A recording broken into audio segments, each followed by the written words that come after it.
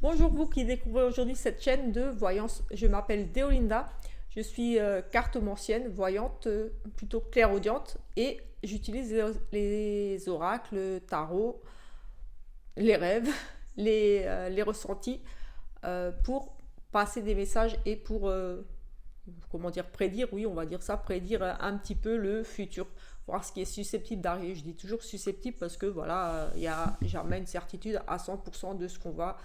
Voilà, les choses peuvent changer en cours avec le temps et de toute façon c'est toujours difficile de dater. Donc voilà, il y a des choses qu'on voit et on le sent que c'est imminent, c'est rapide, ça va arriver très vite. Et d'autres choses, voilà, on va annoncer des choses, mais on n'a pas forcément de délai. Donc ça c'est un peu plus compliqué, mais voilà.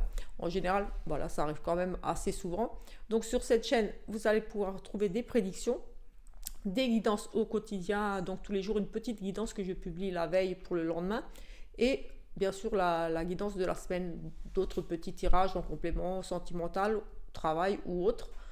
Voilà, je vous invite à regarder un petit peu les prédictions déjà publiées, vous ferez une petite idée de ce que j'ai déjà vu. Comme dit, cette chaîne est récente, mais ça fait depuis des années que je publie maintenant sur différents réseaux. Et au mois de décembre jusqu'à mars, je publiais mes prédictions sur, comme dit, ailleurs. Et j'ai un petit peu regroupé tout ce que j'avais vu. J'en ai fait une vidéo ici sur YouTube. Et après ça, depuis le mois de mai que je suis arrivée sur YouTube, j'ai continué ici les prédictions. Et pour ceux qui me connaissent déjà, voilà, vous pourrez constater par vous-même que j'ai annoncé énormément de choses qui se sont déjà produites. Donc, tout simplement, voilà, quelques petits exemples. L'élection d'Emmanuel, euh, la guerre là, la Russie là qui attaquait, je l'ai prédit. Je l'ai annoncé en février, janvier il me semble. Enfin, c'était avant, c'était 6 semaines avant, il me semble que j'avais vu clairement l'attaque. Euh, Là encore, il y a une quinzaine de jours, j'ai à nouveau vu les attaques, quelque chose qui allait s'accélérer au niveau de la Russie, que ça allait bien péter. D'ailleurs, c'est dans la vidéo dont j'ai gravé imminent. D'autres choses au niveau du sport. Enfin bref, voilà. Il y a eu énormément de morts dans un stade de foot. Là, je l'ai vu arriver. J'avais parlé d'un attentat, de victimes. Il y avait la protection. Donc voilà, il y a eu beaucoup de morts. Mais voilà. Les ouragans, voilà, les crashs d'avions, des attentats, plein de choses que j'ai annoncées malheureusement qui se sont déjà produites. Et comme je disais, là, même pour la pénurie de carburant, l'électricité, les restrictions, tout ça, voilà, j'avais déjà un petit peu annoncé que ça allait être une année très très difficile au niveau des pénuries, des manques. Mais avec tout ça, j'ai envie de dire que, voilà, gardez confiance, c'est un mauvais passage, mais les choses devraient bouger l'année prochaine, devraient s'arranger. Euh, pour ce qui est de la Russie, d'après ce que moi j'ai vu dans mes derniers tirages, mais j'en ferai d'autres parce que par rapport à l'évolution, bien sûr, ça peut un petit peu changer. Mais j'ai quand même mars qui était ressorti, donc le printemps. Donc pour moi, les choses seront réglées d'ici le printemps. Euh, Voire peut-être même déjà à la fin d'année, ici, on devrait pouvoir trouver des arrangements, des accords. Voilà, comme j'avais expliqué un petit peu, la, l'Ukraine va, je pense, aurait voulu arrêter avant, mais elle a été un petit peu poussée par Oncle Benz et l'UE. Donc voilà, et maintenant, et forcément, il ne veut pas revenir en arrière et il lâche rien. Mais voilà, ça, ils vont trouver, je pense qu'ils vont trouver un accord. Il y a quelque chose qui va être trouvé. Euh, voilà, en tout cas, moi, je vois quand même la paix revenir. Et comme dit, je l'ai vu pour. J'ai eu des cartes qui me parlaient de printemps. Donc, à voir. Printemps, mais moi, je pense peut-être encore jusqu'à la fin d'année. Parce que j'avais vu dans d'autres tirages les choses qui devaient changer au mois de novembre, des choses qui allaient bouger, changer. Donc, on verra. Je vais refaire d'autres tirages par rapport à ça, certainement. Mais voilà, après, comme dit, je ne fais pas tous les jours des prédictions, des tirages comme ça, parce que voilà, ça n'apporte pas plus pour dire qu'il y a des attaques. Forcément, il y en a. Pour dire qu'il y a des révélations. Oui, il y en aura encore. Je l'avais annoncé au début d'année, beaucoup de choses qui allaient être révélées par rapport maladies, enfin bref, plein de dossiers qui allaient ressortir, des révélations qui venaient de la Russie. Il y en a déjà qui sont tombés et il y en a d'autres qui vont arriver. Ça, j'ai à nouveau vu. Ouais, que dire d'autre? Voilà, c'est un petit peu pour faire le point. Donc voilà, je vous invite à regarder un petit peu les prédictions si ça vous intéresse. Et après, sinon, comme dit, il y a les petits tirages du jour qui, eux, sont un petit peu moins difficiles parce que, à vrai dire, c'est vrai que dans les prédictions, en général, on me montre souvent le négatif qui ressort et qui confirme mes rêves. Enfin, c'est même plus vraiment, je n'appelle pas vraiment ça des rêves parce que voilà, quand on voit des choses pas bonnes, voilà. Mais malgré ça, on a beaucoup la protection divine, des énergies très positives autour de nous. Ça, il faut le savoir. On a aussi beaucoup le côté soutien, entraide qui est ressorti pour cette année, enfin pour cette année, mais même pour cette année, déjà les gens qui s'éveillent. Mais l'année prochaine, justement, ça sera une année, voilà, là on finit une année avec beaucoup de pertes, des gens beaucoup en difficulté, des choses comme ça. Mais l'année prochaine, pour moi, j'ai le sentiment que c'est là que les gens ils vont vraiment, voilà, par rapport à ce qu'ils ont vécu cette année, vraiment se souder davantage et se rapprocher plus de la famille, les uns des autres, etc. etc. Donc voilà, j'allais dire c'est un mal pour un bien, non, c'est jamais bien la guerre et les pertes, les difficultés. Mais ça permet aussi quelque part d'ouvrir d'autres cœurs et d'être plus à l'écoute les uns des autres et de croire des fois et de pas dire oui, tu dis n'importe quoi, tu fais peur. Non, c'est juste pour éveiller. Quelquefois, les gens, quand on annonce des choses difficiles, c'est pas dans le but de faire peur, mais c'est aussi d'éveiller les personnes à être conscientes de la réalité des choses et pas se mettre des œillères et se dire tout va bien. C'est que passager, non, c'est pas forcément que passager, ça dure depuis des mois, des années. Et tout simplement, à un moment, faut en prendre conscience et se souder et ne rien lâcher, se soutenir. Parce que voilà, c'est pas parce qu'on vit un petit peu mieux qu'on ne doit pas aider ceux qui sont un peu plus en galère, tout simplement. Et ça, voilà, il y aura beaucoup de révélations, beaucoup de choses qui vont sortir et les gens, ils vont tout simplement dire ah ben ils avaient quand même raison. Ceux qui sont traités de complot, hein, ils ont annoncé des choses, les pénuries, l'inflation, les manques, les ci, les ça, les révélations, les effets secondaires et ci et ça, on l'avait annoncé, on en avait parlé, on avait alerté de faire attention. Oui, certaines personnes ont été obligées parce que voilà, se sont senties par le choix ou le courage de quitter peut-être un travail parce que avec cette obligation, voilà, certaines personnes le regrettent, mais voilà, on ne peut pas leur en vouloir. Quand on a une famille, on fait peut-être des choix difficiles et certaines personnes ont fait le choix de pic-pic. Mais voilà, il faut malgré tout les soutenir parce que voilà, il y aura beaucoup de révélations et comme dit, les effets commencent à se savoir. Ça va faire mal, certaines personnes vont forcément regretter, mais c'est pas la peine de les accabler, j'ai envie de dire. Au contraire, il faut les soutenir. Elles étaient juste pas conscientes ou éveillées ou avaient d'autres priorités, on va dire. Certaines l'ont fait, tout simplement, même pas pour le travail, tout simplement pour continuer à sortir, à se promener, à voyager. C'était pas des choses, on va dire, à mon sens, indispensables de se faire pic-pic pour pouvoir voyager ou aller manger au restaurant ou pouvoir sortir. Voilà, ils n'étaient pas assez éveillés pour comprendre que voilà, il y a ce genre de plaisir, c'est pas indispensable à la vie, à la santé. Avant ce genre de plaisir, il y a des choix à faire, des choix difficiles quelquefois. Voilà, de se priver, c'est difficile pour certains parce qu'ils sont habitués à avoir une vie, je sors, je profite, je fais ci, je fais ça. Et quand on les prive un petit peu, c'est comme un enfant qu'on prive voilà, on l'a habitué à donner des bonbons tous les jours et quand on le prive, il pète un câble, il veut ses bonbons et là, j'ai le sentiment que c'était un peu pareil. C'était soit ça, soit tu sors plus. Ah bah moi, je veux sortir, alors je vais faire pic-pic. Oui, certains, faut dire ce qu'il y a, c'est juste pour ça. D'autres l'ont fait, comme dit, par obligation pour leur famille, vraiment pour le travail. Ça, c'est encore autre chose. Ça, on ne peut pas leur en vouloir. Voilà, c'est difficile. Un ou l'autre ne travaille pas, ou même les deux travaillent dans le même milieu, surtout dans le milieu médical, et que là, c'était ça où il n'y a plus de rentrée d'argent et peur de la reconversion, de ne pas retrouver autre chose dans un autre domaine, où c'est vraiment leur passion, ça.